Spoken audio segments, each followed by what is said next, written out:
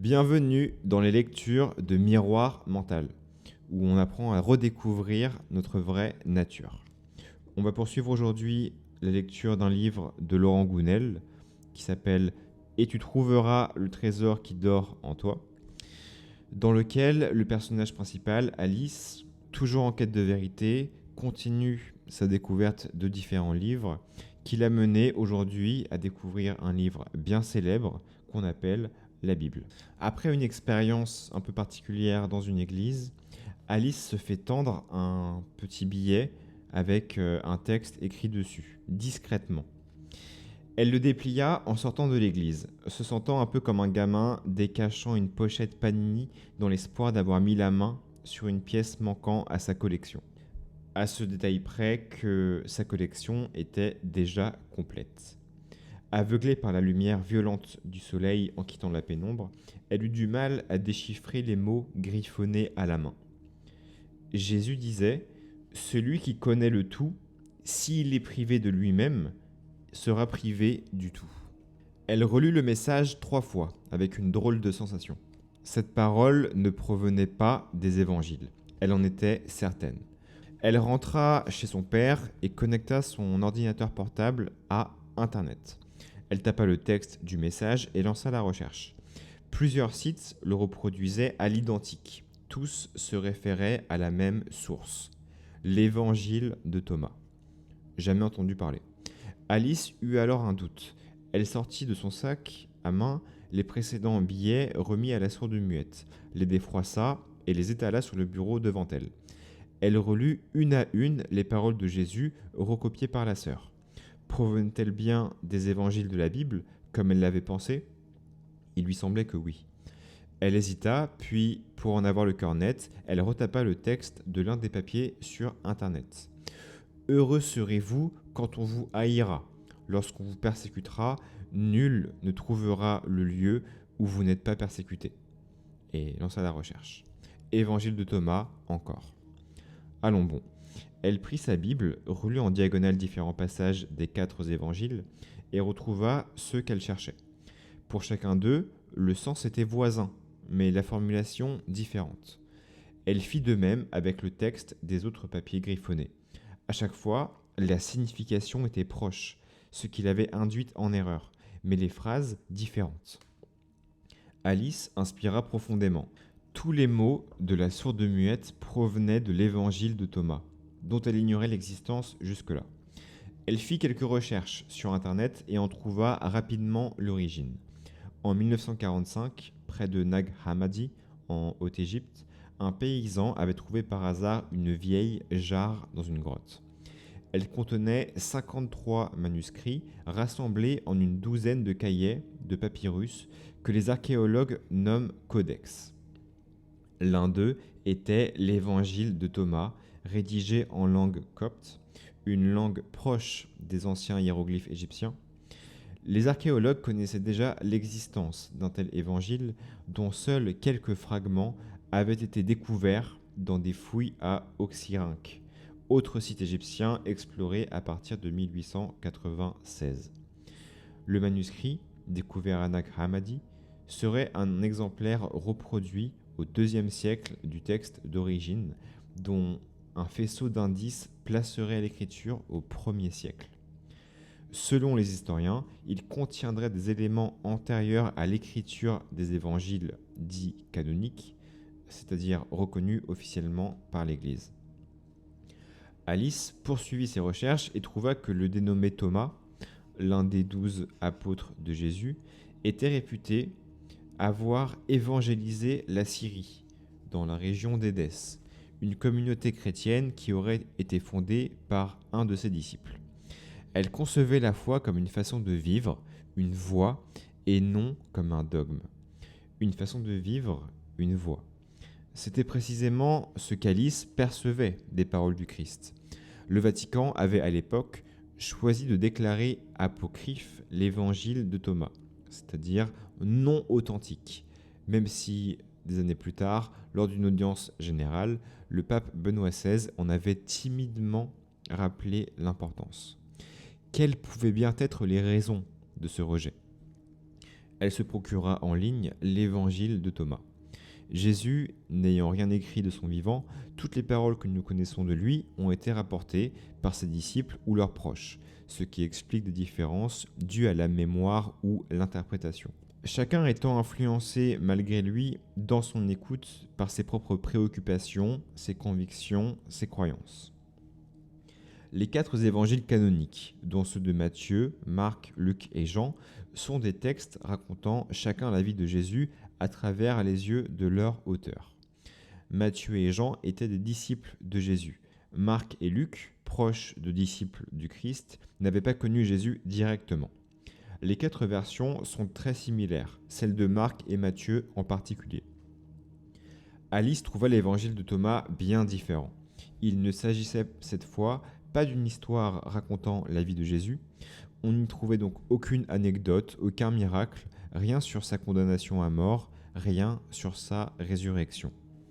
Cet évangile se contentait de rapporter les paroles du Christ à l'état brut, sans fioriture ni commentaire. Dès le début de sa lecture, Alice se sentit troublée. Ces paroles lui faisaient penser à celles d'un maître oriental, obscur et parfois paradoxal, dont le sens ne saute pas aux yeux de prime abord, mais qui éveille quelque chose en nous, mystérieusement. Quand elle eut fini, elle se laissa aller en arrière dans le fauteuil et regarda un long moment par la fenêtre, les fleurs, les oiseaux, les nuages. Ce qui transparaissait à la lecture de cet évangile, c'est que Jésus semblait jouir d'une vision non dualiste, qui rejoignait assez bien celle de Lao Tzu et des maîtres spirituels orientaux, en contradiction avec la vision dualiste que l'Église lui prêtait. Vision dualiste qui sépare l'homme du reste du monde, qui sépare l'homme de Dieu. Dans cet évangile, Jésus invitait à l'introspection, à la connaissance de soi et insistait pour dire que Dieu était aussi à l'intérieur de soi. À l'intérieur de soi. Mais alors, pourquoi disait-il le contraire dans les évangiles canoniques ? Alice se souvenait avoir vérifié quelques semaines plus tôt la formulation qu'il employait à ce sujet. Jésus, en réponse à un groupe de pharisiens lui demandant où était le royaume de Dieu, avait répondu sans ambiguïté « Il est parmi vous » et non pas « en vous ». Pourquoi cette contradiction ? L'un des évangiles avait-il mal retranscrit les paroles du Christ ou ce dernier était-il incohérent ? Alice soupira, pensive. Elle regarda dans le jardin une hirondelle chanter sur la branche du cerisier, face à 3 autres alignés sur le fil à linge. Elle sourit en pensant qu'elle délivrait peut-être un message spirituel aux autres oiseaux, que d'autres rapporteraient encore 2000 ans plus tard. Elle aurait aimé pouvoir traduire son langage. Cela lui donna envie de vérifier que le « parmi vous » de Jésus n'était pas le fruit d'une mauvaise traduction. Elle retrouva le passage en question, verset 21 du chapitre 17 de l'évangile de Luc.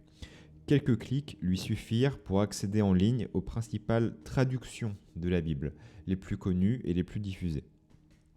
Dans la Bible de Jérusalem, Alice retrouva, déçue, la même expression, parmi vous. Puis elle repéra une note en bas de page précisant « on traduit aussi par au dedans de vous », ce qui ne semble pas indiqué par le contexte. Tiens. Elle continua sa recherche. La très respectée TOB, traduction œcuménique de la Bible, utilisait aussi parmi vous, avec un astérix, renvoyant là encore à une note de bas de page, qu'Alice s'empressa de lire. On traduit parfois en vous.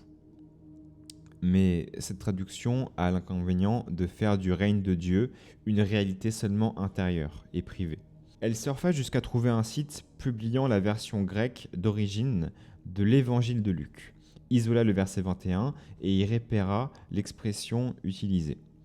Entos unum estin. Elle vérifiait sur plusieurs sites de traduction en ligne. Tous traduisaient par « il est à l'intérieur de vous ». Craignant une éventuelle approximation, elle approfondit ses recherches sur le terme entos. Elle apprit qu'il désignait non seulement l'intérieur, mais même l'intimité profonde de l'être.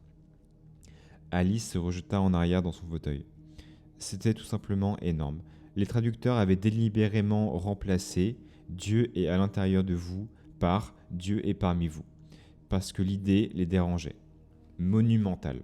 Alice avait pensé que chaque évangéliste pouvait avoir involontairement déformé les paroles du Christ par le filtre biaisé de son écoute, mais que les traducteurs les aient volontairement modifiés dépassait l'entendement.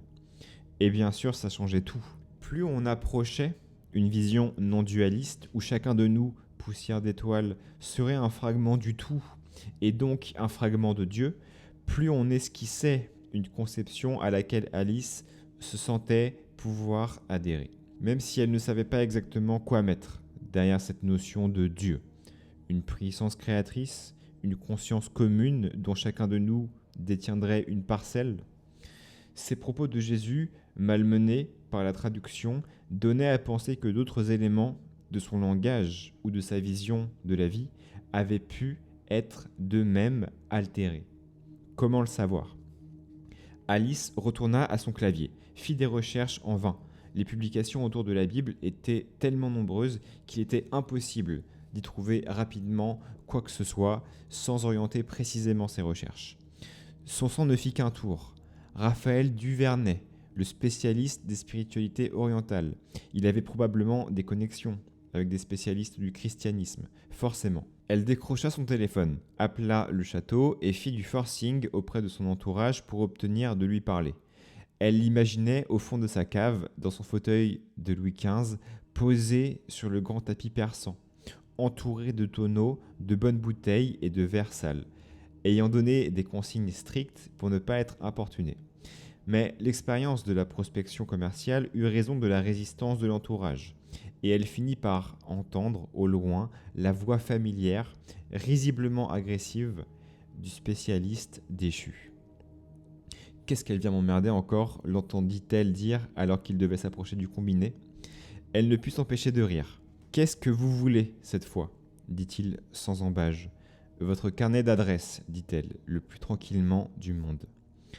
Vous êtes la femme la plus gonflée que j'ai jamais connue. » Et il obtempéra.